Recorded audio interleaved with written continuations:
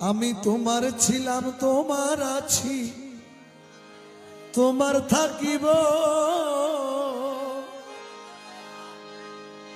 আমি তোমার ছিলাম তোমার আছি তোমার থাকিব